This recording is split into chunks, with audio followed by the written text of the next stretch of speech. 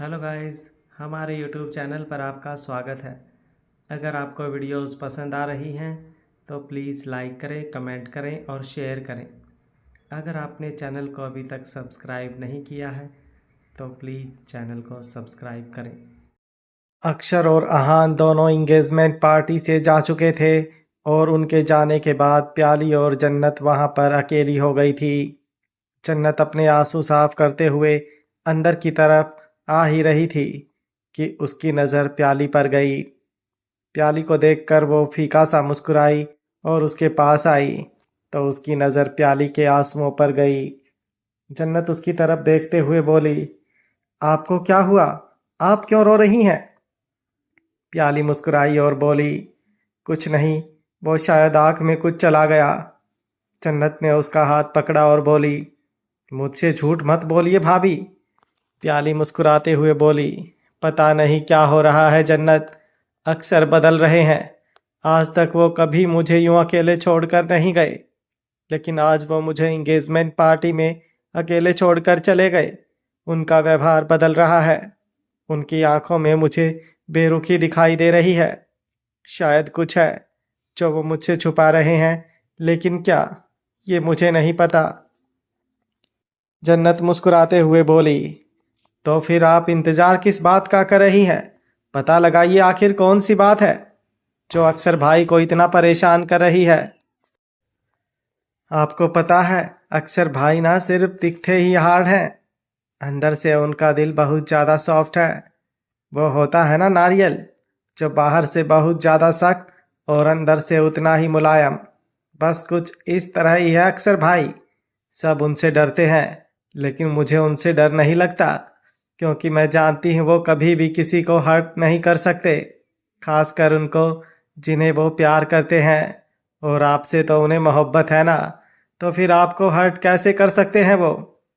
प्याली उसकी तरफ देखते हुए बोली, तुम्हें कैसे पता वो सच में मुझसे मोहब्बत करते हैं? जन्नत मुस्कुराते हुए बोली, वो तो उनकी आंखों में दिखाई देता है कि वो आपसे बहुत मोहब्बत करते हैं, और आपकी आंखों में भी दिखाई देता है कि आप भी उनसे बेइंतहा मोहब्बत करती हैं। तो फिर आप अपने बीच से दूरी क्यों आने दे रही हैं? अगर वो आपसे कुछ छुपा रहे हैं तो आप जानने की कोशिश कीजिए, या फिर उन्हें कोई सरप्राइज दीजिए। अक्षर भाई को आप सरप्राइज देंगी तो वो बहुत ज़्यादा खुश हो जाएंगे। उनकी जितनी भी नाराज़गी होगी ना, सारी दूर हो जाएगी। प्याली जन्नत की बात सुनकर सोच रही थी कि ऐसा क्या करें जो अक्सर उसे अपने दिल की बात बता दे। वहीं दूसरी तरफ अक्सर गाड़ी ड्राइव कर रहा था और इस वक्त उसके दिमाग में बहुत कुछ चल रहा था। उसने साइड में रखा हुआ अपना फ़ोन उठाया और अपने असिस्टेंट दमन को कॉल किया। तो दमन ने सामने से कॉल रिसीव करते ही कहा, मैं आपके ही कॉल का इंतज़ार कर रहा था बॉस। आपने मुझे जो इन्फॉर्मेशन पता लगवाने के लिए कहा था, मैंने पता लगा ली है। सारी डिटेल्स भी मैं अभी आपको मैसेज कर देता हूँ। अक्सर ने सिर्फ ओके कहा और फ़ोन डिस्कनेक्ट कर दिया। कुछ ही पलों में उसके फ़ोन पर एक मैसेज आया और मैसेज में कुछ डिटेल थी और साथ ही साथ कुछ पिक्चर्स भी, जिसमें एक छोटा बच्चा दिखाई दे रहा था जो तकरीबन साल 1.5 साल का था। उस बच्चे को देखते हुए अक्सर की आंखें बेहद लाल हो रही थी। अक्सर कुछ पल यूं ही उन पिक्चर्स को देखता रहा और फिर अपना फ़ोन लॉक कर साइड में रख दिया। उसकी आंखों में इस वक्त गुस्से की गहरी लाली छाई हुई थी। वो व्यंग्य से मुस्कुराया और बोला, तुम ये कैसे कर सकती हो प्याली? How can you do this? ये बोलते हुए उसके चेहरे पर गुस्सा और नाराज़गी साफ दिखाई दे रहे थे। वहीं दूसरी तरफ प्याली जन्नत की तरफ देखते हुए बोली, मुझे तो आइडिया दे दिया तुमने। पहले तुम ये बताओ कि तुम क्यों रो रही थी? तुम्हारी आंखों में आई लाली साफ बता रही है कि तुम रो रो कर अंदर की तरफ आई हो। और अहान मुझे कहीं नज़र नहीं आ रहे हैं। क्या वो चले गए? जन्नत ने हल्का सा अपना सिर हाँ में हिलाया। प्याली उसकी तरफ देखते हुए बोली, क्या मैं तुमसे एक बात पूछूं? जन्नत ने सवालिया नज़रों से उसे देखा। प्याली उसका हाथ थाम कर बोली, क्या तुम्हें लगता है कि तुम्हारी और अहान के बीच कुछ ठीक हो सकता है? मतलब कुछ दिनों से देख रही हूँ मैं अहान को, काफ़ी बदला बदला लग रहा है। लगता है उसके दिल में तुम्हारे लिए फीलिंग आना शुरू हो गई है। जन्नत व्यंग्य से मुस्कुराई, साथ ही साथ उसकी आंखों में आंसू भी आ गए। वो मुस्कुराते हुए ही बोली, यही तो वहम मुझे भी हुआ था भाभी, लेकिन ये वहम सिर्फ वहम है, सच्चाई नहीं। मुझे भी लगा था कि शायद अहान और मेरे बीच कुछ हो सकता है। शायद उनके दिल में मेरे लिए जो नफरत थी वो धीरे धीरे पिघल रही है, और शायद हम पति पत्नी तो नहीं लेकिन दोस्त बन सकते हैं। पर आज मेरी गलतफहमी दूर हो गई। हम दोनों के बीच कभी कुछ ठीक नहीं हो सकता। प्याली उसकी तरफ देखते हुए बोली, मैं तुम्हारी तकलीफ समझ सकती हूँ, लेकिन एक बात कहूँ, कोशिश करना बंद मत करना। आज नहीं तो कल अहान जी ज़रूर पिघल जाएंगे। और वैसे भी जैसे तुमने कहा ना कि अक्सर दिखते हार्ड हैं लेकिन है बहुत सॉफ्ट, अहान भी बिल्कुल वैसे ही हैं। और मुझे पूरा यकीन है एक दिन वो तुम्हारे प्यार के रंग में रंग ही जाएंगे। जन्नत व्यंग्य से हंसी और बोली, काश ऐसा हो सकता, लेकिन अब मैंने फैसला ले लिया है।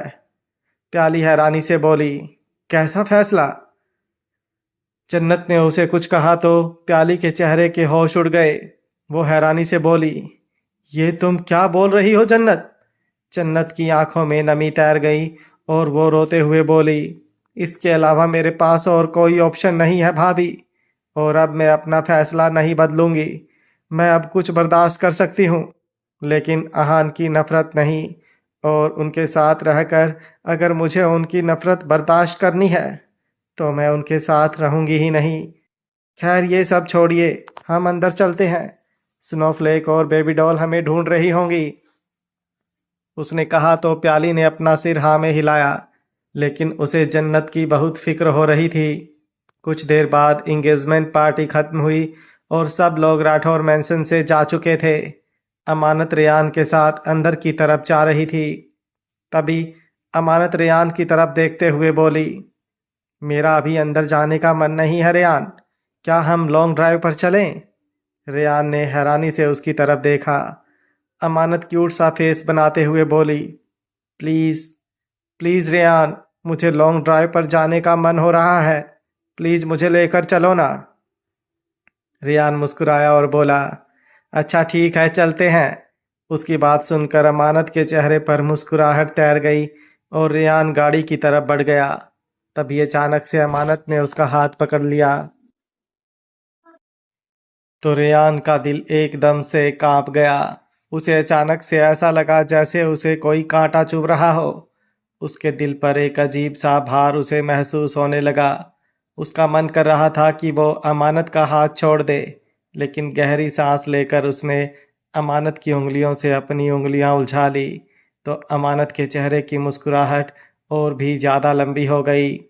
वहीं दूसरी तरफ शेखावत मेंशन, जन्नत अपने कमरे में थी और सोने की तैयारी कर रही थी। उसे समझ नहीं आ रहा था कि वो सोए कहाँ पर। अगर सोफे पर सोएगी तो अहान फिर से ड्रामा करेगा। बेड पर तो सोने की उसकी हिम्मत ही नहीं थी, और बालकनी में सोने से उसे थोड़ी हिचकिचाहट हो रही थी और थोड़ा अनकंफर्टेबल भी फील हो रहा था, क्योंकि आज सुबह से ही उसकी बैक बहुत ज़्यादा पेन हो रही थी। पर फिर भी उसके पास इसके अलावा और कोई ऑप्शन नहीं था। तो वो अपना पिलो और मैट लेकर बालकनी की तरफ जाने लगी।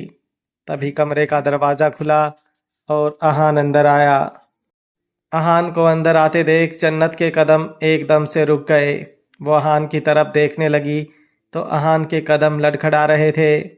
उसके लड़खड़ाते हुए कदमों को देखकर जन्नत समझ चुकी थी कि अहान ने ड्रिंक की हुई थी। अहान नीचे गिरने को हुआ तो जन्नत ने आकर तुरंत उसे अपने कंधे का सहारा दिया और उसे गिरने से बचा लिया। अहान ने उसे अपनी इंटेंस नज़रों से देखा और बोला, तुम सोई नहीं अभी तक? जन्नत धीमे से बोली, बस सोने जा रही थी। आइए पहले आपको बेड पर लिटा देती हूँ, उसके बाद सो जाऊंगी। ये बोलते हुए वो अहान को बेड पर लेकर आने की कोशिश कर रही थी, लेकिन अहान उससे थोड़ा अलग हुआ और बोला, क्यों तुम मुझे क्यों बेड पर लिटाओगी? क्या मैं खुद से बेड पर नहीं जा सकता? तुम साबित क्या करना चाहती हो? कि मुझे तुम्हारी ज़रूरत है, मैं तुम्हारे बिना खुद को संभाल नहीं सकता। जन्नत उसका सवाल सुनकर उसकी तरफ देखती ही रह गई। उसने उसे कोई जवाब नहीं दिया, लेकिन अचानक ही अहान उसके करीब आया और उसे कमर से पकड़कर अपने करीब खींचते हुए बोला, सही लगता है तुम्हें, मैं नहीं संभाल सकता खुद को, मुझे तुम्हारी ज़रूरत है। उसकी बात सुनकर जन्नत की आंखें बड़ी हो गई। अहान ने उसके कंधों पर अपने हाथ रखे और खुद का भार उसके ऊपर डालते हुए बोला, चलो मुझे बेड पर लेकर चलो। अहान की बात सुनकर अब जन्नत ने उसे अच्छे से अपनी बाहों में पकड़ा, लेकिन वो चाहे जितनी मर्जी कोशिश कर लेती, लेकिन अहान उसकी बाहों में आने वाला इंसान ही नहीं था। वो जितना उसे कस कर पकड़ने की कोशिश करती, अहान उतना ही ज़्यादा अपने हाथ पैर चलाता। अहान ने अपना पूरा भार जन्नत पर डाल दिया था। जन्नत इरिटेट होते हुए बोली, क्या कर रहे हैं आप अहान? थोड़ा सा तो खुद को कंट्रोल करने की कोशिश कीजिए ना, मैं ऐसे कैसे आपको बेड पर लेकर जाऊंगी? अहान तुरंत बोला, क्यों क्यों नहीं लेकर जा सकती तुम मुझे बेड पर? तुम तो बड़ा कहती हो तुम मुझे संभाल लोगी, तुम मुझसे प्यार करती हो, तो अब क्या हुआ? अब मुझे संभालो ना। जन्नत मुंह बनाते हुए बोली, मैंने आपको संभालने के लिए कहा था, आपको अपनी गोद में उठाने के लिए नहीं। आपको अपनी गोद में उठाकर बेड पर नहीं लेकर जा सकती मैं। आपको पता भी है आपकी बॉडी कितनी हैवी है। अगर आप यूं ही मेरे ऊपर अपना भार डालते रहे ना, तो मैं नीचे गिर जाऊंगी और फिर कमर टूट जाएगी मेरी। अहान हंसा और बोला, तो फिर क्या है, मेरे लिए इतना सा दर्द बर्दाश्त नहीं कर सकती?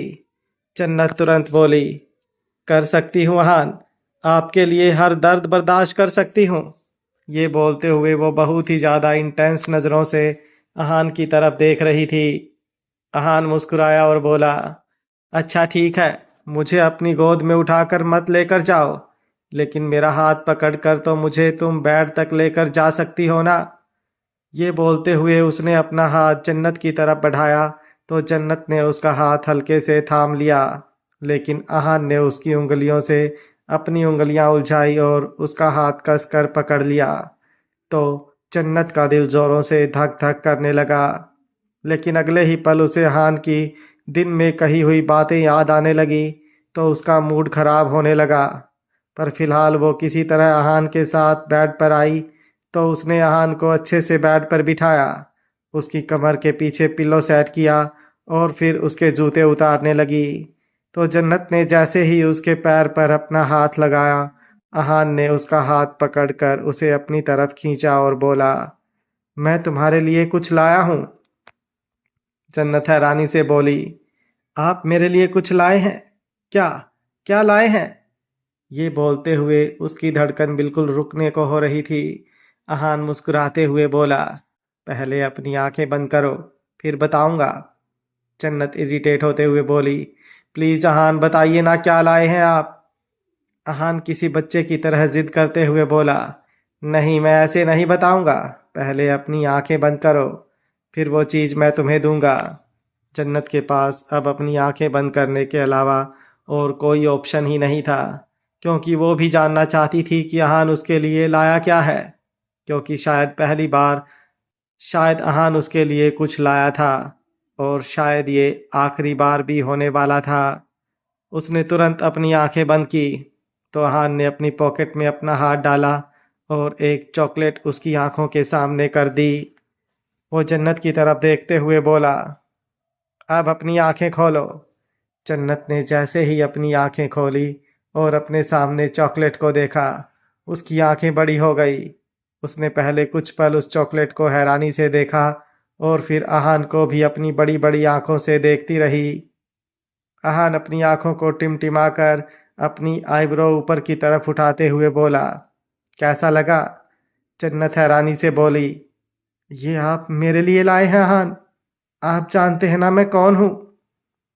अहान मुस्कुराया और बोला, कैसी बात कर रही हो तुम? क्या मुझे नहीं पता तुम कौन हो? तुम जानू हो, मेरी जानू। ये बोलते हुए उसने जन्नत को एक बार फिर से अपने ऊपर खींच लिया और अपनी बाहों में समेट लिया। तो जन्नत का सिर उसके सीने पर आ गया और वो हैरानी भरी नज़रों से अहान को देखती रही। वो नाम तो बिल्कुल ठीक ले रहा था, तो फिर ये हरकतें क्या थी? वो उसकी तरफ देखते हुए बोली, आपने आज शाम को मुझ पर गुस्सा किया था अहान, और अब ये चॉकलेट। उसकी बात पूरी होती उससे पहले ही अहान बोला, अब तुम बातें ही करती रहोगी या फिर ये चॉकलेट भी खाओगी? जन्नत तुरंत बोली, मुझे नहीं खानी ये चॉकलेट। जब आप कल सुबह होश में आ जाएंगे तब मुझे दीजिएगा ये चॉकलेट। अगर तब देंगे तो ये चॉकलेट मैं ज़रूर खाऊंगी, लेकिन अब नहीं। अहान गुस्से से घूरते हुए बोला, तुम ये चॉकलेट खा रही हो या फिर मैं खुद तुम्हें खिलाऊं? जन्नत एक बार फिर से बोली, प्लीज़ अहान जिद मत कीजिए, मैं ये चॉकलेट नहीं खा सकती। आई प्रॉमिस, अगर कल आपने होशो हवास में मुझे ये चॉकलेट दी तो मैं ज़रूर। अभी वो बोल ही रही थी कि अहान ने उस चॉकलेट का रैपर फाड़ दिया। जन्नत ने उसके हाथों से वो चॉकलेट लेनी चाही, लेकिन अहान ने अपना हाथ पीछे की तरफ खींच लिया और फिर उस चॉकलेट का छोटा सा टुकड़ा अपने हाथ में लेकर अपने होठों पर रगड़ने लगा। तो जन्नत उसकी तरफ देखती ही रह गई। अहान लगातार उस चॉकलेट के टुकड़े को अपने होठों पर रगड़े जा रहा था और जन्नत बिना पलक झपकाए उसकी तरफ देखे जा रही थी, जो उस चॉकलेट के टुकड़े को लगातार अपने लिप्स पर रगड़े ही जा रहा था, जिसकी वजह से वो चॉकलेट उसके होठों पर पूरी तरह से पिघल रही थी।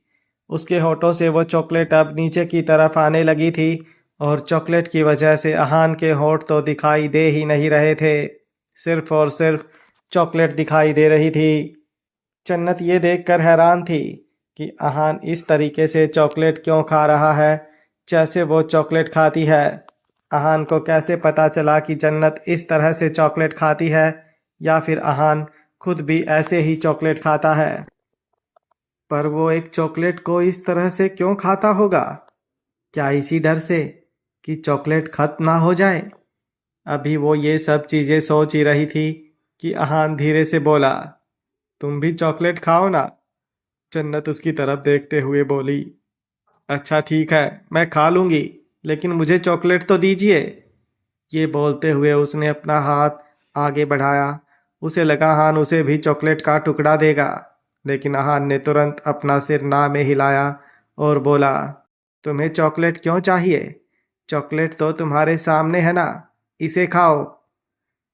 ये बोलते हुए उसकी आवाज़ बहुत ज़्यादा सेलेक्टिव थी और बहुत धीमी भी थी, जिसकी वजह से ना सिर्फ अहान का ये बोलना काफ़ी ज़्यादा इंटेंस लग रहा था, बल्कि माहौल भी बहुत ज़्यादा इंटेंस बन रहा था।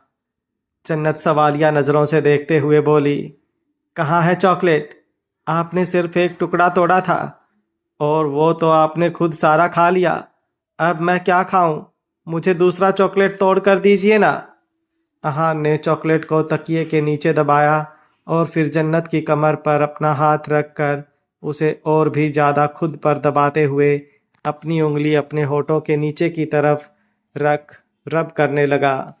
तो जन्नत की आंखें बड़ी हो गई।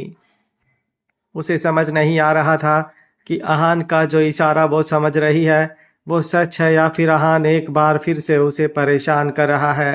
वो तुरंत बोली, आप ये कैसी बातें कर रहे हैं अहान? अहान सोचते हुए बोला, अब तुम खा रही हो या मैं तुम्हें खुद खिलाऊं? जन्नत की सांसें हलक में अटकने लगी।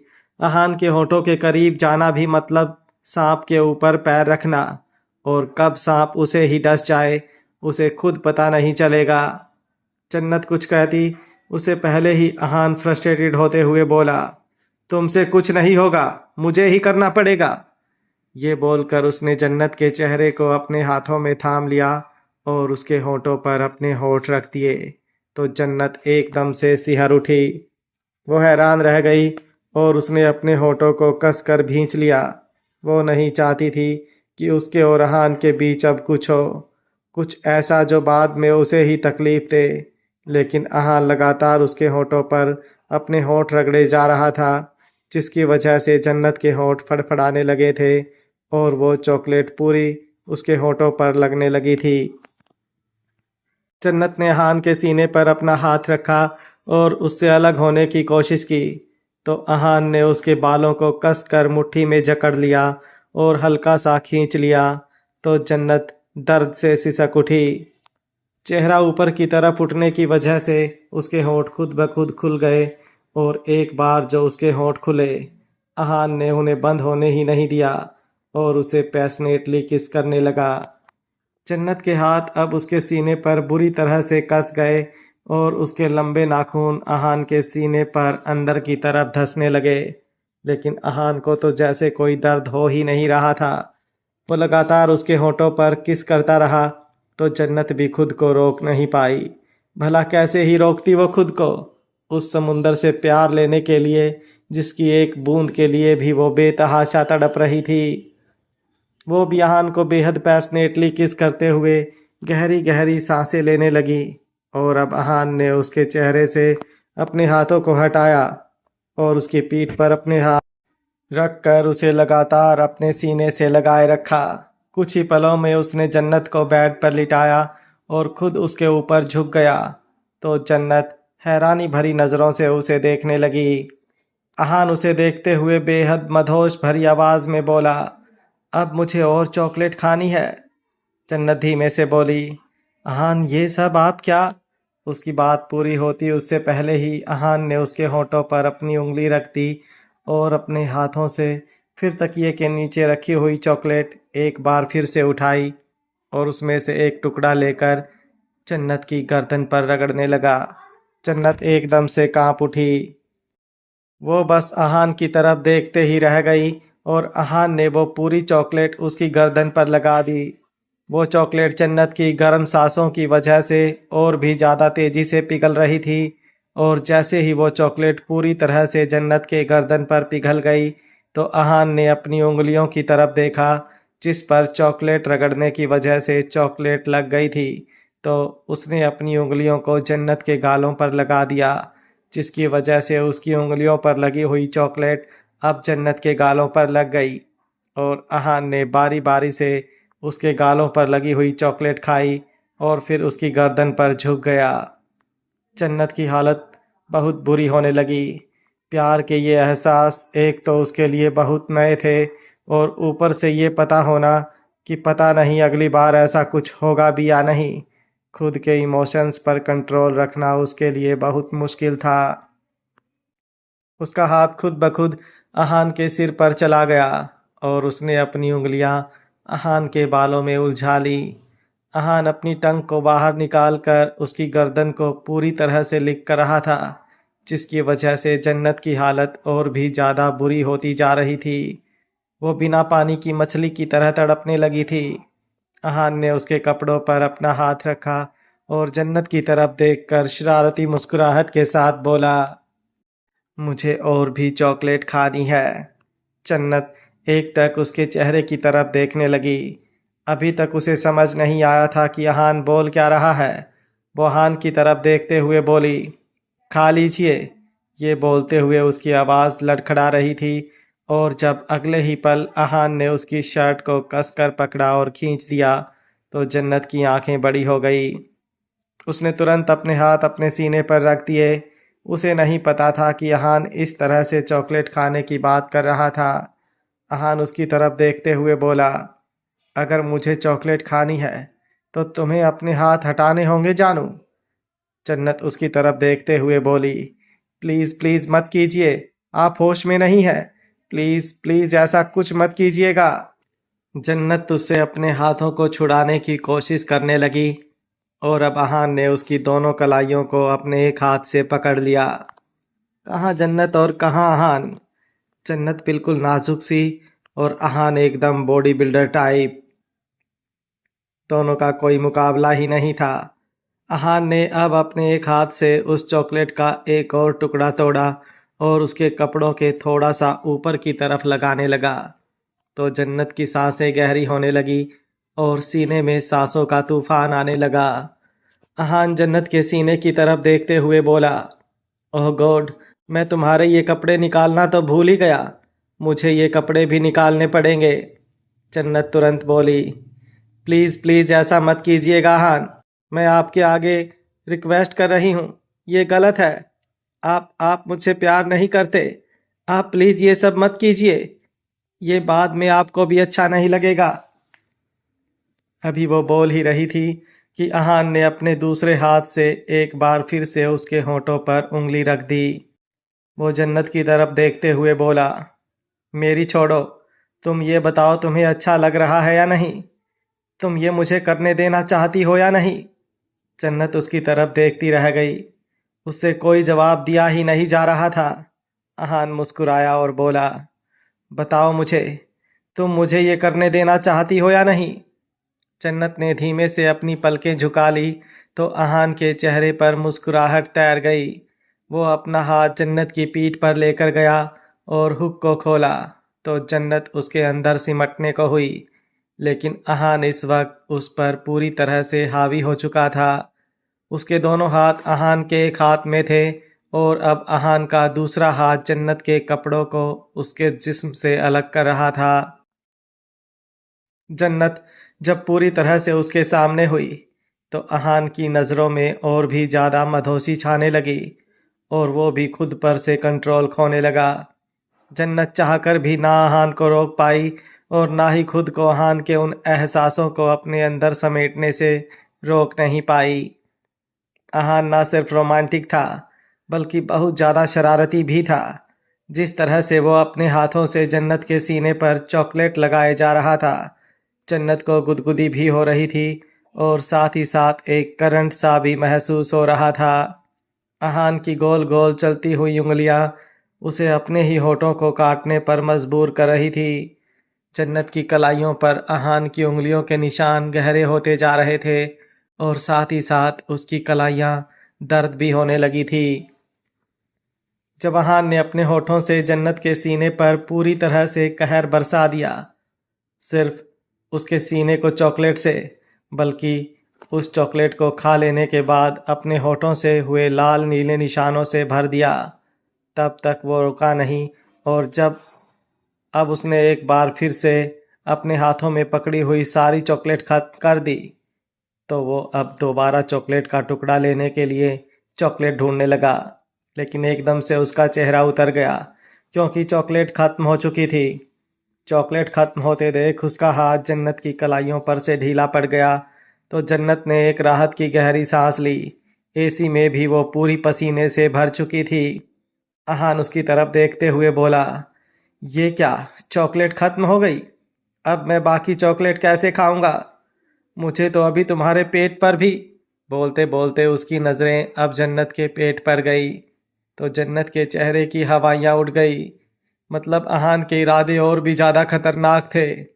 जन्नत को फिलहाल ऐसा महसूस हो रहा था जैसे वो किसी शेर की गुफा से जिंदा निकल कर आई हो। अहान उसे देखकर लड़खड़ाती हुई आवाज़ में बोला, पर नहीं, मुझे तो चॉकलेट खानी है। अब मैं क्या करूं? रुको, मेरे पास एक आइडिया है। तुम ऐसे ही रहो, मैं जाकर बाजार से चॉकलेट लेकर आता हूँ। जन्नत तुरंत बोली, पागल हो गए हैं क्या आप? अपने पैरों पर खड़े होने की हालत में भी नहीं हैं और आप चॉकलेट लेने जाएंगे? अहान तुरंत मुस्कुराते हुए बोला, तुम्हारे लिए तो जानू मैं कुछ भी कर सकता हूँ। तुम्हें बताऊँ ये चॉकलेट मैं तुम्हारे लिए क्यों लाया था? क्योंकि मैंने कॉलेज में तुम्हें चॉकलेट खाते हुए देखा था और तुम्हें वैसे चॉकलेट खाते देख मेरा मन किया मैं खुद से तुम्हें अपने सामने बिठाकर ऐसे ही चॉकलेट खाते हुए देखूं। लेकिन ये चॉकलेट तो सारी मैंने ही फिनिश कर दी। अब तुम क्या खाओगी? मैंने बहुत बड़ी गलती कर दी ना। मुझे ये चॉकलेट नहीं खानी चाहिए थी। अहान की बात सुनकर अचानक ही जन्नत के चेहरे पर मुस्कुराहट तैर गई। ये जानना कि अहान ये चॉकलेट उसके लिए लाया था और उसके लिए लाया था क्योंकि उसने जन्नत को ये चॉकलेट खाते हुए देखा था, उसे एक अजीब सा सुकून दे रहा था। उसे मुस्कुराते हुए देख अहान तुरंत बोला, तुम मुस्कुरा क्यों रही हो? तुम्हें तो नाराज होना चाहिए ना कि तुम्हारे लिए लाई हुई चॉकलेट मैं खुद खा गया और तुम हो कि हंसे जा रही हो। तुम्हें मुझ पर गुस्सा नहीं आ रहा क्या? जन्नत ने अपना सिर ना में हिलाया और बोली, नहीं आहू, मुझे आप पर गुस्सा नहीं आ रहा। अहान तुरंत बोला, क्या क्या कहा तुमने? जरा दोबारा कहना। तुम्हें किस पर गुस्सा नहीं आ रहा? उसकी बात सुनकर जन्नत एकटक उसकी तरफ देखने लगी। जन्नत की बात सुनकर कि उसे किसी पर गुस्सा नहीं आ रहा, अहान तुरंत बोला, क्या क्या कहा तुमने? जरा दोबारा कहना। तुम्हें किस पर गुस्सा नहीं आ रहा? उसकी बात सुनकर जन्नत एकटक उसकी तरफ देखने लगी। अहान उसे चुप देखकर एक बार फिर से बोला, बताओ ना जानू, क्या कहा था तुमने? अभी अभी तुम्हें किस पर गुस्सा नहीं आ रहा? जन्नत धीमे से बोली, आप पर। अहान एक बार फिर से बोला, वो तो मुझे पता है, लेकिन तुमने नाम क्या लिया था, जरा वो नाम बताना। जन्नत को डर लग रहा था कि कहीं अहान ये सब गुस्से में तो नहीं पूछ रहा। उसने अहान को बोल तो दिया, लेकिन अब दोबारा आहू बोलने में उसे सच में बहुत डर लग रहा था। वो धीमे से बोली, ये सब छोड़िए ना अहान, आप प्लीज सो जाइए, अब तो आपकी चॉकलेट भी खत्म हो गई। अहान तुरंत अपनी जगह पर उठकर बैठा। उसके पूरे कपड़ों पर चॉकलेट लगी हुई थी। वो जन्नत की तरफ देखते हुए बोला, नहीं, जब तक तुम मुझे बता नहीं देती कि तुम्हें किस पर गुस्सा नहीं आ रहा, तुमने कौन सा नाम लिया था, तब तक मैं नहीं सोने वाला। अब मुझे जल्दी से बताओ, वरना मैं खुद भी नहीं सोऊंगा और तुम्हें भी नहीं सोने दूंगा। जन्नत तुरंत बोली, ये क्या बात हुई? प्लीज मुझे परेशान मत कीजिए ना, सो जाइए। अहान ने अपनी शर्ट उतार कर साइड में फेंक दी तो जन्नत अपनी पलकें बार बार झपका कर उसकी तरफ देखने लगी। अहान उसके सामने एकदम शर्टलेस था। उसका गला अहान को देखते हुए सूखने लगा। अहान एक बार फिर से उसके ऊपर झुका और बोला, बताओ ना जानू, तुम्हें किस पर गुस्सा नहीं आ रहा? जन्नत उसकी तरफ देखते हुए बड़ी मासूमियत से बोली, अगर मैं बताऊंगी तो आप मुझ पर गुस्सा करेंगे क्या? देखिए प्लीज, मुझ पर गुस्सा मत कीजिएगा, मुझे आपका गुस्सा बर्दाश्त नहीं होता, मुझे बहुत तकलीफ होती है। अगर आप कहेंगे तो मैं पक्का आपको उस नाम से नहीं बुलाऊंगी। अभी वो बोल ही रही थी कि अहान ने उसके होठों पर अपनी उंगली रख दी और बोला, मैं तुम पर कभी गुस्सा नहीं करूंगा, आई प्रॉमिस, और मैं कभी तुम्हें डांटूंगा भी नहीं। प्लीज मेरा नाम लो ना, मुझे तुम्हारे इन होठों से अपना नाम सुनना है। जैसे ही अहान ने कहा, जन्नत के हाथ तेजी से फड़फड़ाने लगे और पलकें भी बार बार झपकने लगी। उसे यकीन नहीं हो रहा था कि अहान सच में उससे इतने प्यार से बात कर रहा है। वो धीमे से बोली, मैंने कहा था कि मुझे आहू पर गुस्सा नहीं आ रहा। आहू मतलब आप। जन्नत ने जैसे ही कहा, अहान उसे उसके ऊपर से हटा और उसके बगल में लेटकर उसे देखते हुए बोला, एक बार फिर से कहो ना। जन्नत की आंखें एक बार फिर से बड़ी हो गई। अहान जिस तरह से उसके बगल में लेटा था, ऐसा लग रहा था कोई दीवाना उसके बगल में लेटा हो और उसे बड़ी ही हसरत भरी निगाहों से देख रहा हो। जन्नत धीमे से बोली, आहू। अहान एक बार फिर से मुस्कुराया और बोला, एक बार और। जन्नत भी अब हल्का सा मुस्कुराई और बोली, आहू। अहान एक बार फिर से बोला, एक बार और। जन्नत को अब अहान पर हंसी आने लगी। वो बार बार आहू आहू बोलती और अहान उसे एक बार फिर से बोलने के लिए कहता और ऐसे ही उसे बार बार बोलने के लिए कहता हुआ अहान गहरी नींद में चला गया और जन्नत अपनी जगह पर लेटी रह गई। उसने अपने ऊपर ब्लैंकेट लपेट रखा था और उसकी नज़रें अहान पर थी। जन्नत को अपनी बॉडी में हल्का सा पेन महसूस हो रहा था, क्योंकि भले ही अहान ने उसे सिर्फ किस किया था, लेकिन वो किस भी बहुत ज़्यादा वाइल्ड थी। उसने उसकी पूरी गर्दन, सीने पर और सीने से हल्का नीचे उसे एकदम लाल नीला कर दिया था। जन्नत कुछ देर उसे यूं ही देखती रही और उससे दूर रही, लेकिन फिर अचानक ही उसके करीब हो गई और उसके सीने से सिमट कर सो गई। दिल तो दिल था, करीब आने के बाद दूरियां कैसे मंजूर कर सकता था। वो जानती थी कि अगर अहान उसे अपने करीब देखेगा तो गुस्सा करेगा, लेकिन फिलहाल दिल के हाथों मजबूर वो अहान के सीने से सिमट कर गहरी नींद में सो चुकी थी। सुबह का वक्त राठौर मेंशन में बेहद चहल पहल थी, क्योंकि आज रेयान और अमानत की मेहंदी की रस्म होने वाली थी और कल हल्दी और संगीत था, जिसके बाद परसों शादी होने वाली थी। अमानत बेड पर आराम से सोई हुई थी। तभी रेयान वॉशरूम से बाहर निकला और अमानत के पास आकर उसे उठाते हुए बोला, गुड मॉर्निंग ट्रेजर, चलो जल्दी से उठ जाओ, तुम्हें वॉक पर जाना है। अमानत बिना अपनी आंखें खोले ही करवट लेते हुए बोली, प्लीज ना रेयान, आज तो हमारी मेहंदी है, कम से कम आज तो मुझे सोने दो ना। आज तुम मेरे सामने ये खड़ूस बनकर मुझे एक्सरसाइज मत करवाओ। तुम्हें पता है कल इतना थकावट वाला दिन था, अभी तक मेरी थकावट नहीं उतरी।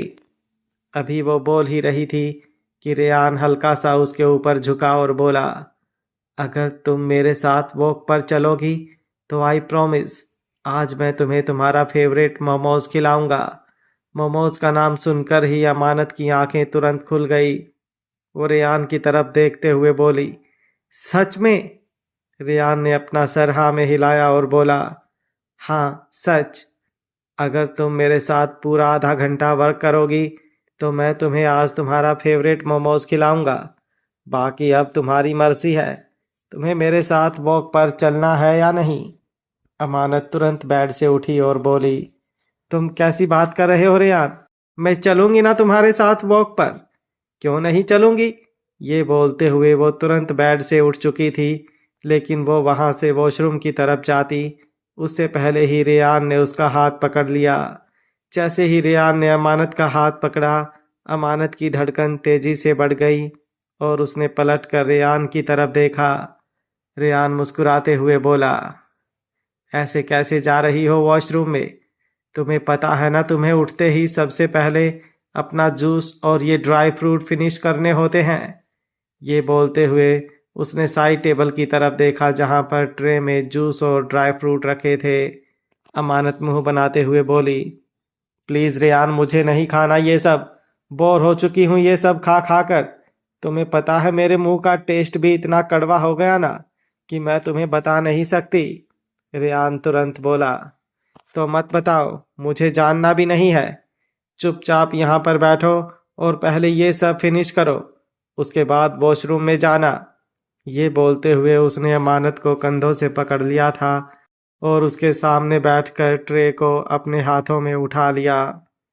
सबसे पहले उसने अमानत के होठों की तरफ जूस का गिलास बढ़ाया तो जूस को देखते ही अमानत कुछ बोलने को हुई, लेकिन रेयान ने अमानत के गाल पर अपना हाथ रखा और बड़े ही प्यार से बोला, तुम मानती क्यों नहीं हो मेरी बात ट्रेजर? मैंने कहा ना तुम ऐसे नहीं उठ सकती हो। ये सब बेबी के लिए सही नहीं है। तुम्हारा खाली पेट यूं ही सुबह उठकर इधर उधर जाना बिल्कुल भी अलाउड नहीं है। इसलिए चलो जल्दी से अब मुंह खोलो। जैसे ही वो रेयान ने अपना हाथ अमानत के गाल पर रखा, अमानत के रोंगटे से खड़े होने लगे।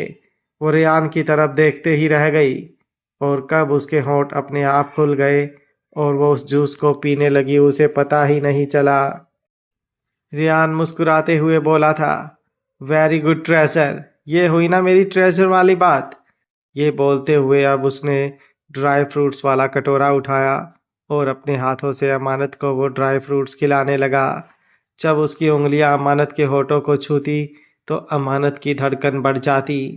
उसे बहुत अजीब सा लग रहा था, कुछ ऐसा जो उसे बुरा भी नहीं लग रहा था और अच्छा भी बहुत अलग तरीके से लग रहा था। धड़कनों का बढ़ना और उसकी नज़रें रेयान पर टिक जाना। रेयान को महसूस नहीं हो रहा था, लेकिन अमानत के दिल की हलचल बढ़ती ही जा रही थी। कुछ देर बाद जब सब फिनिश हो गया तो रेयान साइड हट गया और बोला, अब जाओ जल्दी से वॉशरूम जाओ, फ्रेश होकर आओ और फिर हम नीचे वॉक के लिए चलते हैं। अमानत ने अपना सर हाँ में हिलाया और तुरंत वॉशरूम की तरफ चली गई। वॉशरूम में आते जैसे ही उसने दरवाज़ा बंद किया, वो खुद से बोली, ये मुझे क्या होने लगा है? मैंने सोचा था कि मैं रेयान के साथ इस शादी को निभाऊंगी, लेकिन मैं रेयान को देखती हूँ तो मेरी धड़कन क्यों बढ़ जाती है? नहीं, नहीं, रेयान और मेरे बीच प्यार जैसा तो कुछ है ही नहीं। तो फिर ये सब क्यों महसूस हो रहा है मुझे?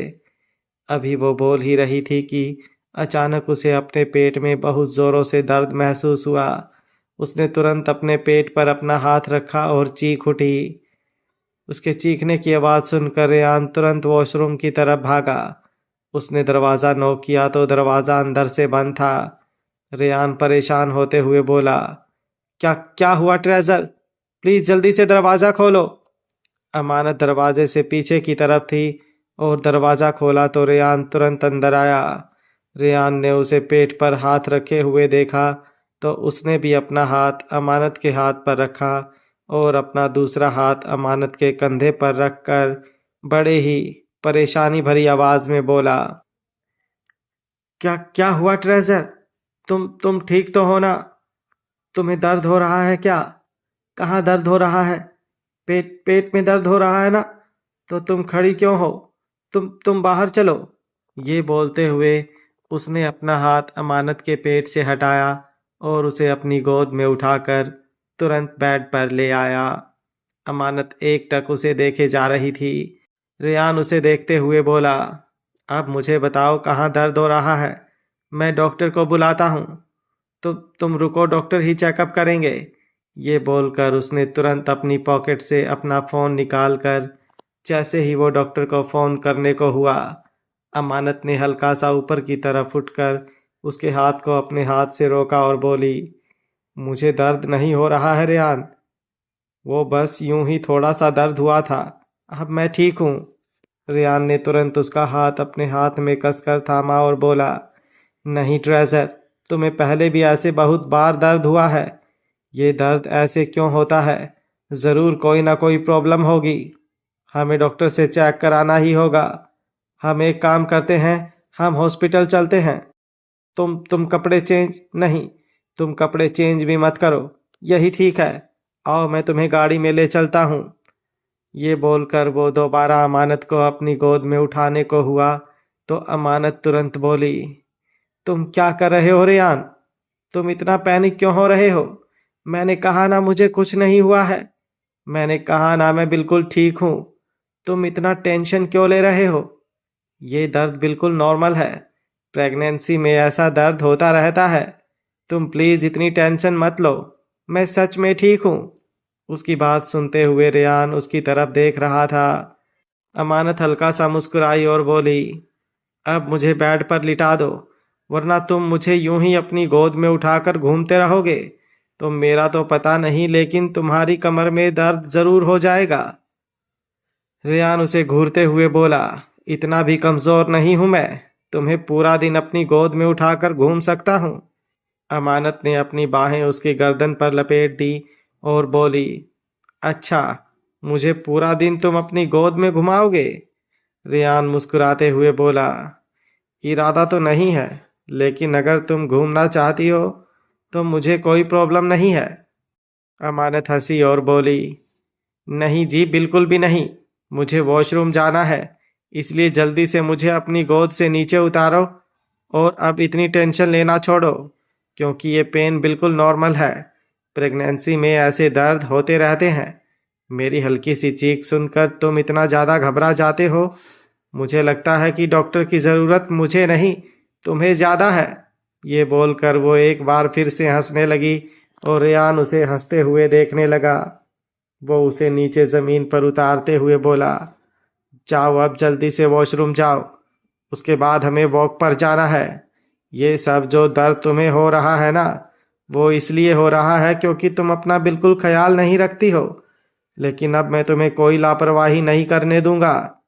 अमानत मुस्कुराई और अपना सर हाँ में हिलाते हुए बोली, ओके बॉस। ये बोलकर वो हंसते हुए वॉशरूम में चली गई।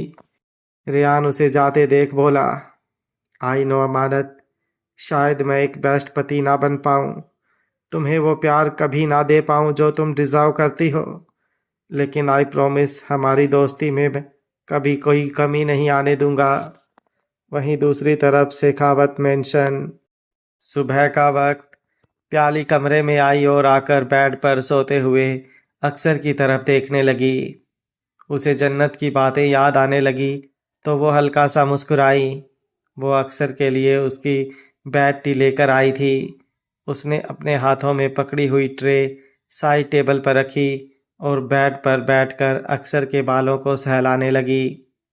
अक्षर की नींद में खलल पड़ा तो उसने हल्की सी करवट ली और अपना चेहरा घुमा लिया। प्याली मुस्कुराई और बोली, आपको पता है मिस्टर शेखावत, 7 बज रहे हैं। आपको आज जिम नहीं जाना क्या? अक्षर ने उसकी आवाज़ सुनी तो तुरंत बेड पर उठकर बैठा। प्याली उसे देखते हुए बोली, ये सही है, मेरे उठाने से आप शायद उठते या नहीं पता नहीं, लेकिन जिम के नाम से आप बड़ी जल्दी उठ गए। अब जल्दी से चाय पी लीजिए, उसके बाद फ्रेश होकर जिम जाइएगा। ये बोलते हुए प्याली ने उसके हाथ पर अपना हाथ रखा। अक्षर ने तुरंत अपना हाथ पीछे खींच लिया और ट्रे में रखी हुई चाय की तरफ देखते हुए बोला, मुझे नहीं चाहिए चाय। ये बोलकर वो तुरंत बेड से उठ गया और वॉशरूम की तरफ जाने लगा। प्याली जल्दी से आकर उसके आगे खड़ी हुई और बोली, ये सब क्या है मिस्टर शेखावत? मैं कल से देख रही हूँ कि आप मुझे किस तरह से इग्नोर कर रहे हैं। कल एंगेजमेंट पार्टी में भी आप मुझे छोड़कर आ गए। उससे पहले भी आप मुझसे ढंग से बात नहीं कर रहे थे और अब आपको मेरी लाई हुई चाय नहीं पीनी। आप ऐसा क्यों कर रहे हैं मिस्टर शेखावत? अक्सर बिना किसी एक्सप्रेशन के बोला, अब मैंने क्या किया है? मैंने कुछ भी नहीं किया। मैंने सिर्फ इतना कहा कि मुझे चाय नहीं पीनी, मुझे वॉशरूम जाना है ताकि मैं जिम जा सकूं। अब इसमें क्या प्रॉब्लम है? प्याली की आंखों में नमी तैर गई। वो बोली, प्रॉब्लम इसमें नहीं है कि आपको चाय नहीं पीनी। प्रॉब्लम यह है कि सुबह उठते ही आपने एक नज़र भर कर मुझे देखा तक नहीं, जबकि अब से पहले जब भी आप उठते थे तो न जाने कितनी ही देर मुझे देखते रहते थे। ना सिर्फ देखते थे बल्कि प्यार भी करते थे। और अब तो ऐसा लगता है जैसे आप वो हैं ही नहीं जिससे मुझे प्यार हुआ। आप वो हैं ही नहीं जो मुझे प्यार करते थे। आप कोई और ही है मिस्टर शेखावत। अक्सर व्यंग्य से मुस्कुराया और बोला, ये सब तुम्हारा वहम है और मेरे पास सब कुछ है, बस वहम का इलाज नहीं है। ये बोलकर उसने प्याली से अपना हाथ छुड़ा लिया और तुरंत वॉशरूम में चला गया। प्याली की आंखों में तैर रही नमी अब आंसू बनकर बह गई। वो जाते हुए अक्सर की तरफ देखती रही और फिर जब दरवाज़ा बंद हो गया तो मन ही मन बोली, काश ये मेरा वहम होता मिस्टर शेखावत, लेकिन ये वहम नहीं है। अब तो मुझे यकीन हो गया कि मेरा वहम नहीं है। आप यूं ही इतना नहीं बदल सकते। ज़रूर कोई ना कोई बात है जो आप मुझसे इस तरह से बिहेव कर रहे हैं। मुझे लगा शायद आप सच में मुझसे प्यार करते हैं और मैं पागल थी। आप जो मुझे अपना प्यार जता रहे थे वो देखकर आपको प्यार करने लगी। लेकिन अगर आपकी ज़िंदगी में मेरी कोई जगह ही नहीं है तो फिर मैं आपके पास रहकर भी क्या करूँगी? मैं आपसे दूर चली जाऊंगी मिस्टर शेखावत, मैं चली जाऊंगी आपसे दूर। ये बोलते हुए वो अपने आंसू साफ कर रही थी। आहान का कमरा। जन्नत आराम से सोई हुई थी। तभी उसकी आंखें खुली और वो तुरंत अपनी जगह पर उठकर बैठी। उसे आहान से पहले पहले बेड से उठना था, लेकिन जैसे ही वो अपनी जगह पर उठकर बैठी उसकी नज़र वॉशरूम से निकलते हुए आहान पर गई, जिसने इस वक्त अपनी वी शेप कमर पर टॉवल लपेटा हुआ था।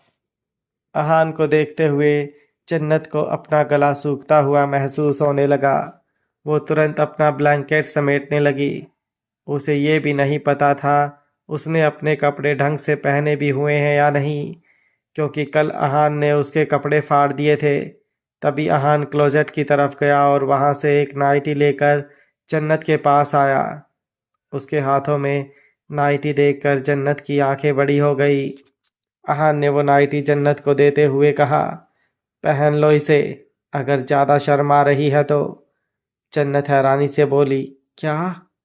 आहान ने तुरंत अपना हाथ पीछे किया और बोला, अच्छा ठीक है, नहीं चाहिए तो मैं वापस रख देता हूँ। ये बोलकर वह वहाँ से जाने लगा। जन्नत तुरंत बोली, चाहिए चाहिए, मुझे मुझे नाइटी चाहिए। ये बोलते हुए उसकी आवाज़ लड़खड़ा रही थी। आहान ने पलट कर वापस उसकी तरफ देखा और उसे वो नाइटी देने लगा। जन्नत की नजरें अहान की तरफ उठ ही नहीं पा रही थी। उसकी नजरों और चेहरे पर शर्म की लाली आ रही थी। उसे समझ नहीं आ रहा था कि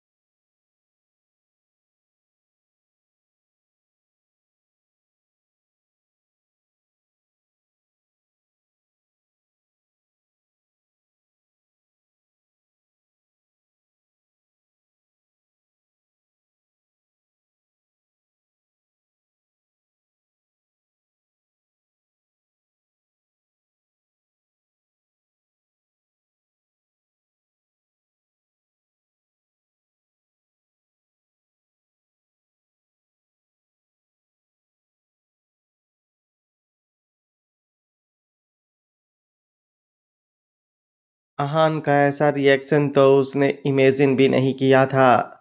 वहीं दूसरी तरफ चेंजिंग रूम में आने के बाद अहान ने गहरी सांस ली और अपने माथे पर अपना हाथ रख लिया। वो खुद पर ही गुस्सा करते हुए बोला, ओह गॉड, ये सब क्या कर देता हूँ मैं। खुद ही ब्लेंडर कर देता हूँ और खुद ही फिर उस पर गुस्सा कर देता हूँ। मेरे गुस्से के डर की वजह से वो मुझे क्लैरिफिकेशन दे रही थी, पर मुझे समझ में नहीं आता मैं ऐसी हरकतें करता ही क्यों हूँ। मुझे क्या ज़रूरत है उसके लिए चॉकलेट लेकर आने की और चॉकलेट रोमांस करने की। ये बोलते हुए उसकी आंखों के सामने कुछ वक्त पहले के पल चल रहे थे, जिनमें जब वो नींद से उठा था तो उठते ही उसकी नज़र जन्नत पर गई, जो उसके सीने से सिमटी हुई थी। जन्नत को अपने सीने से लगे देख उसका दिल जोरों से धड़क रहा था, लेकिन फिर अचानक ही उसे गुस्सा आने लगा, ये सोचकर कि जन्नत जानबूझकर उसके करीब आने की कोशिश कर रही है। पर जब उसने हल्का सा खुद को पीछे की तरफ किया तो उसे जन्नत की बॉडी नजर आई, जिस पर वो चॉकलेट अभी भी लगी हुई थी। और उस चॉकलेट को देखते ही अहान को याद आया कि कल वो नशे की हालत में एक शॉप पर रुका था और वहां से ही उसने वो चॉकलेट खरीदी थी। वो सब याद करते हुए अहान एक बार फिर से बोला, अगर ऐसा ही चलता रहा ना तो पता नहीं एक दिन क्या ही हो जाएगा। तो मुझे समझ में नहीं आता, मैं जितना इस लड़की से दूर रहने की कोशिश करता हूँ उतना ही इसके करीब क्यों चला जाता हूँ। ओह गॉड, मुझे खुद पर कंट्रोल करना होगा। ये बोलते हुए अब अचानक उसके एक्सप्रेशन एक बार फिर से चेंज होने लगे, क्योंकि अब उसे जन्नत दिखाई देने लगी थी। जन्नत को अपनी इमेजिनेशन में देखते हुए उसके रोंगटे खड़े होने लगे थे। वो खुद से ही बोला, पर मैं रोकूं तो रोकूं कैसे, कैसे रोकूं खुद को। पता नहीं क्या है उसमें जो उसकी तरफ खींचा चला जाता हूँ। अमानत से प्यार करता था मैं, लेकिन पता नहीं क्यों शादी के बाद से ही जैसे कुछ तो बदल गया है मेरे अंदर। अमानत को याद करता हूँ, लेकिन उस तरह से नहीं जैसे पहले याद करता था। और जन्नत से दूर जाने की कोशिश करता हूँ तो कोशिश सिर्फ कोशिश रह जाती है और मैं उस कोशिश में पूरी तरह से फेल हो जाता हूँ। ये बोलते हुए उसके चेहरे पर हताश भरे एक्सप्रेशन थे, लेकिन फिर अचानक ही एक बार फिर से उसके चेहरे पर मुस्कुराहट तैरने लगी। जन्नत का वो डर से कांपता हुआ चेहरा, झुकी हुई नजरें, आंखों की वो गुस्ताखियां सी और चेहरे पर शर्म की लाली, वो सब देखते हुए उसे अपनी धड़कनें तेजी से बढ़ती हुई महसूस हो रही थी। जन्नत भी बेड से उठी और बेड से उठते ही उसकी नज़रें बेड शीट पर गई। वाइट चादर पूरी चॉकलेट के निशानों से भरी हुई थी। वो सब देखते हुए उसे अब डर लग रहा था कि कहीं कोई इस चादर को देख ना ले। वो क्या जवाब देगी। अभी वो ये सब सोच ही रही थी कि ड्रेसिंग रूम से अहान बाहर आया। जब उसने जन्नत को उस बेड शीट की तरफ देखते हुए देखा तो तुरंत बोला, ज़्यादा सोचने की ज़रूरत नहीं है। यहाँ पर कोई भी इन सब चीज़ों पर ध्यान नहीं देता। उसकी आवाज़ सुनकर जन्नत एकदम से कांप गई थी। वो अपना सिर झुकाए हुए क्लोजेट की तरफ आई और अपने कपड़े लेकर वॉशरूम में चली गई।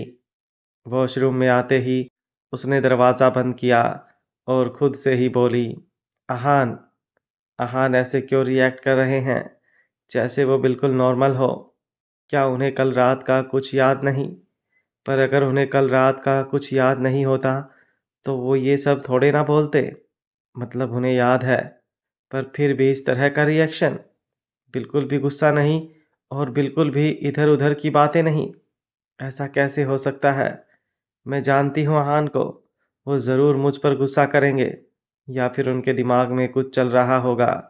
लेकिन वो कुछ करे उससे पहले ही मैं उन्हें अपने फैसले के बारे में बता दूंगी। ये बोलते हुए उसके चेहरे पर मायूसी झलकने लगी थी। वहीं दूसरी तरफ ठाकुर मैंशन, अरनाथ मीठी को अपने साथ डाइनिंग टेबल पर चलने के लिए कह रहा था। उसे ब्रेकफास्ट कर ऑफिस के लिए निकलना था, लेकिन मीठी मना कर रही थी। अरनाथ उसकी तरफ देखते हुए बोला, क्या हुआ है तुम्हें मीठी? सुबह सुबह ब्रेकफास्ट नहीं करोगी तो कैसे चलेगा? तुम जानती हो ना तुम्हारे लिए डाइट पर ध्यान देना कितना ज़रूरी है। अभी तुम पूरी तरह से ठीक नहीं हुई हो। मीठी बिना किसी एक्सप्रेशन के ही बोली, लेकिन मैंने कहा ना आपसे मिस्टर स्वीट, अभी मुझे कुछ नहीं खाना। मुझे बिल्कुल भी भूख नहीं लगी। जब मुझे भूख लगी होगी तो मैं खा लूंगी। हरनाथ गुस्से से बोला, लेकिन नहीं, मैं ऐसे तुम्हें भूखे नहीं रहने दे सकता। मैंने ब्रेकफास्ट रूम में मंगवा लिया है। उसकी बात सुनकर मीठी हैरान रह गई। वो तुरंत बोली, आपने ऐसा क्यों किया? आपके मॉम डैड क्या सोचेंगे कि हमने ऐसे रूम में ब्रेकफास्ट क्यों मंगाई? अरनाथ तुरंत बोला, क्या मेरे मॉम डैड तुम्हारे कुछ नहीं? मीठी थोड़ा सकपकाते हुए बोली, मैंने ऐसा तो नहीं कहा ना। अरनाथ भी उसे सर्द नज़रों से देखते हुए बोला, तो जो तुमने कहा उसका मतलब क्या था?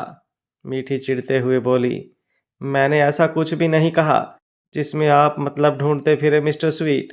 मैंने आपसे कहा मुझे भूख नहीं है। बस बात यहीं पर ख़त्म होती है। अब बार बार मुझे परेशान क्यों कर रहे हैं? जब मेरा मन होगा मैं खा लूंगी। आपको मेरी इतनी फिक्र करने की ज़रूरत नहीं है। अब बस अपने से मतलब रखिए। मेरे बारे में इतना सोचने की ज़रूरत नहीं है आपको। ये बोलकर मीठी वहाँ से बालकनी की तरफ चली गई और अरनाथ उसकी तरफ देखता ही रह गया। अरनाथ बालकनी में मीठी के पास आया और उसके कंधे पर अपना हाथ रखकर बड़े ही प्यार से बोला, मेरी तरफ देखो स्वीट।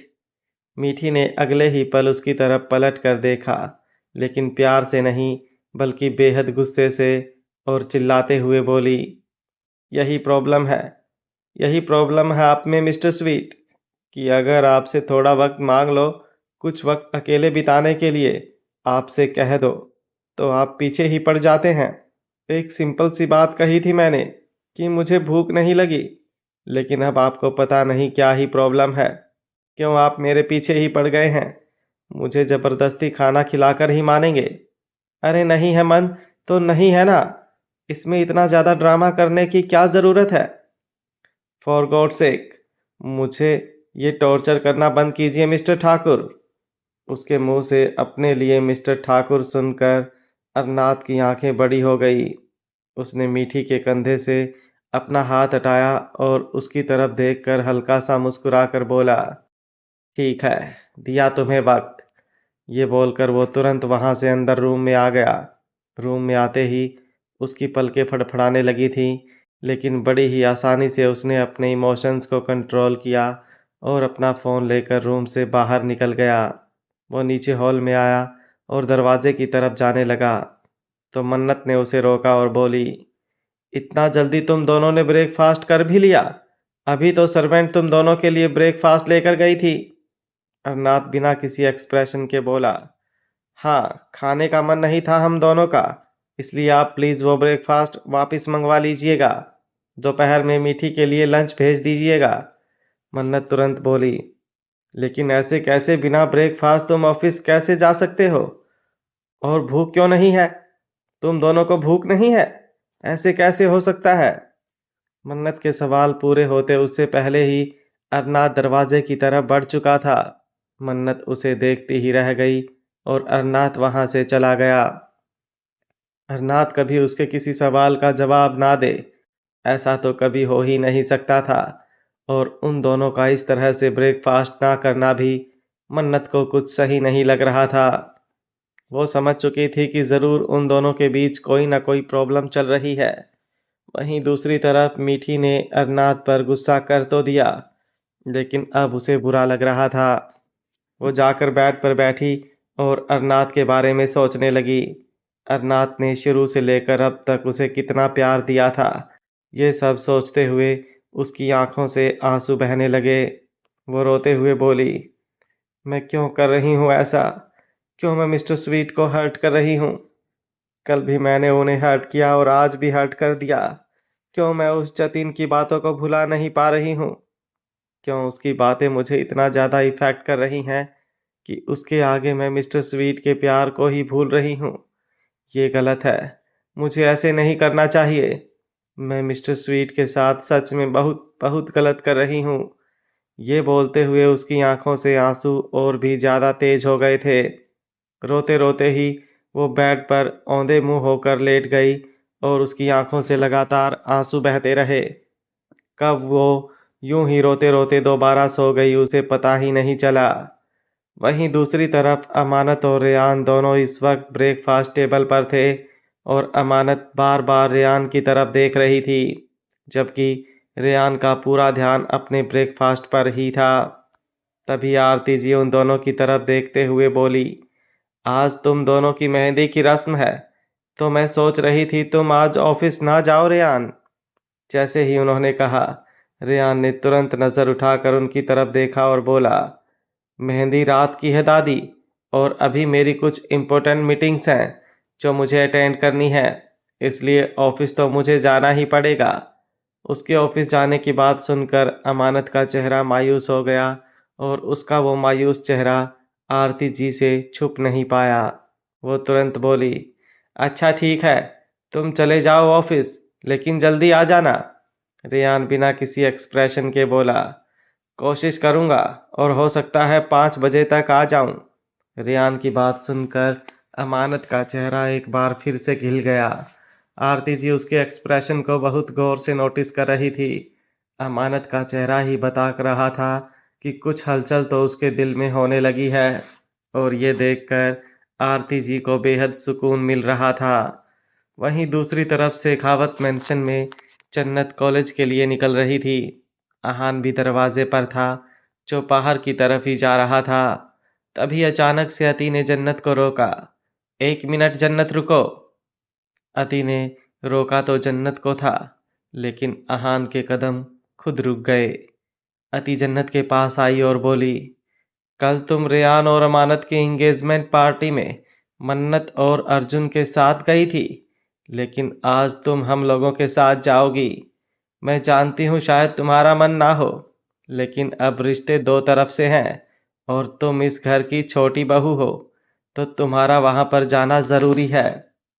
जन्नत ने अपना सिर हाँ में हिलाया और बोली, आप फिक्र मत कीजिए बेबी डॉल, मैं आपके साथ जरूर चलूंगी। अब मैं चलती हूँ, कॉलेज के लिए मुझे देर हो रही है। ये बोलकर जन्नत दरवाजे की तरफ वापस घूमी तो अहान को देखकर एक पल के लिए उसके कदम ठिठक गए। कल ही अहान ने उस पर ना जाने कैसे कैसे इल्जाम लगाए थे। वो सब याद कर उसको एक बार फिर से तकलीफ होने लगी, लेकिन उसने सोच लिया था कि अब वो जो फैसला ले चुकी है, उसके बाद ये सब चीज़ें तो मैटर ही नहीं करती। तो वो रेयान और अमानत की शादी के सारे फंक्शंस जरूर अटेंड करेगी। जन्नत शेखावत मैंशन के पार्किंग एरिया में आई। वो गाड़ी में बैठने ही वाली थी कि अहान ने उसका हाथ पकड़कर उसे अपनी तरफ खींचा। जन्नत हैरानी से अहान की तरफ देखने लगी। अहान बिल्कुल उसके चेहरे पर झुका और बोला, मना किया था ना मैंने तुम्हें कि तुम अमानत और रेयान की शादी में नहीं जाओगी, उनके किसी फंक्शन में नहीं जाओगी, तो क्या है ये सब? जन्नत उसकी आंखों में आंखें डालकर बोली, आपने मुझे मना कब किया हान? आपने तो सिर्फ मुझ पर इल्जाम लगाए थे। अगर मना किया होता तो मुझे समझ में आता, आपकी बात मैं जरूर मानती, लेकिन आपने तो सीधे सीधे इल्जाम ही लगा दिया। तो फिर ठीक है, जब आपने इल्जाम लगा ही दिए तो अब उन्हें थोड़ा सच भी कर दिया जाए। अहान गुस्से से कांपते हुए बोला, तुम्हारी इतनी हिम्मत कि तुम मुझे जवाब दे रही हो? जन्नत तुरंत बोली, मैं आपको कहाँ जवाब दे रही हूँ अहान, मैं तो वो सच कर रही हूँ जो आपको लगता है। अब इसमें मेरी गलती कहाँ है? पर एक बात बताऊं, आपने मुझ पर जो इल्जाम लगाया है ना, वो बिल्कुल झूठे हैं। क्योंकि मैं अमानत दी और रेयान की शादी में इसलिए जाना चाहती हूँ क्योंकि मैं उन दोनों के लिए खुश हूँ। अमानत दी अगर लाइफ में मूव ऑन करना चाहती है तो मुझे सच में उनके लिए बहुत खुशी है। लेकिन कुछ लोग तो ऐसे होते हैं कि ना जिंदगी में आगे बढ़ पाते हैं और ना ही दूसरों को बढ़ने देते हैं, और ऐसे लोगों की जिंदगी में तकलीफ के अलावा और कुछ नहीं होता। पर मैं नहीं चाहती मेरी अमानत दी किसी ऐसी तकलीफ को बर्दाश्त करें। अहान गुस्से से बोला, ओह रियली? तो आज तुम्हें अमानत की इतनी फिक्र हो रही है? उसके साथ इतना सब कुछ करके अब तुम अच्छा बनने का ढोंग कर रही हो? अहान की बातें एक बात फिर से जन्नत को तकलीफ देने लगी, लेकिन फिर वो हल्का सा मुस्कुराई और बोली, अब मैं आपको कोई सफाई नहीं दूंगी यहाँ। अगर आपको ऐसा लगता है कि मैंने सबको तकलीफ दी और मुझे इस बात की खुशी है, तो यही सही, अब मैं चलती हूँ। ये बोलकर जन्नत तुरंत गाड़ी में बैठ गई और उसका यूं उसे इग्नोर करना अहान के गुस्से को हवा दे गया। दोपहर का वक्त ठाकुर इंडस्ट्रीज। मीठी अरनाथ के लिए टिफिन लेकर ठाकुर इंडस्ट्रीज आई थी। आज उसने खुद से मन्नत से कहा था कि वो अरनाथ के लिए टिफिन लेकर जाना चाहती है। वो जैसे ही अरनाथ के कैबिन में आई और दरवाज़ा खोला तो देखा कैबिन में अरनाथ था ही नहीं। वो अंदर आई और उसने टेबल पर टिफिन रखकर अपने फ़ोन से अरनाथ को फ़ोन किया, लेकिन अरनाथ ने उसका कॉल रिसीव ही नहीं किया। तभी दरवाज़ा खुला और अरनाथ का पर्सनल असिस्टेंट पारो अंदर आया। उसने मीठी की तरफ देखते हुए गुड आफ्टरनून कहा और बोला, सॉरी मैम, लेकिन सर तो ऑफिस में नहीं है, सर तो मीटिंग के लिए बाहर गए हैं। पारो की बात सुनकर मीठी का चेहरा उतर गया। वो तुरंत बोली, क्या उन्होंने कुछ खाया था? मेरा मतलब है ऑफिस की कैंटीन से या फिर कुछ बाहर से मंगा कर खाया हो। परव ने अपना सिर ना में हिलाया और बोला, नहीं सर, तो बाहर का कुछ खाते ही नहीं है, और कैंटीन से भी वो कभी कुछ नहीं खाते, तो उन्होंने कुछ भी नहीं खाया। क्या आज सुबह उन्होंने ब्रेकफास्ट नहीं किया था? मीठी ने मायूसी से अपना चेहरा ना में हिलाया। अब मीठी को बहुत बुरा लग रहा था। उसकी वजह से अरनाथ सुबह से भूखा था। उसने टिफिन की तरफ देखा और बोली, आपको पता है वो वापस कब आएंगे? पर वो हल्का सा मुस्कुराया और बोला, नहीं, वो वापस ऑफिस नहीं आएंगे। आज उन्हें अमानत जी की मेहंदी के फंक्शन में जाना है, तो वो शायद सीधा वही जाएंगे। मीठी हैरानी से बोली, क्या वो घर भी नहीं आएंगे? पर अब अपना सर ना में हिलाते हुए बोला, मुझे तो नहीं लगता, क्योंकि मीटिंग में उन्हें देरी हो जाएगी। अब मीठी को और भी ज़्यादा बुरा लगने लगा था। वो वापस टिफ़िन की तरफ देखते हुए बोली, हो सकता है वो ऑफिस आ जाएं, तो आप उन्हें ये खाना खिला दीजिएगा। मैं चलती हूँ। ये बोलकर वो कैबिन से बाहर चली गई। वो लिफ्ट में आई और खुद से ही बोली, सारी मेरी ही गलती है। मुझे आपसे ऐसे पेश आना ही नहीं चाहिए था। लेकिन मुझे कुछ समझ में नहीं आ रहा मिस्टर स्वीट, मुझे हो क्या रहा है? क्यों मैं उस जतिन को उसकी बातों से इतना ज़्यादा परेशान हो रही हूँ कि मैं आपको भी परेशान कर रही हूँ। लेकिन अब मैं वादा करती हूँ आपसे कि अब मैं ऐसा कुछ भी नहीं करूँगी। मैं जानती हूँ मैंने आपको नाराज़ किया है, लेकिन अब मैं आपको मना कर ही रहूँगी। ये बोलते हुए वो अपनी आंखों से आंसू साफ कर रही थी। वो बाहर पार्किंग एरिया में आई और गाड़ी में बैठकर वहां से निकल गई।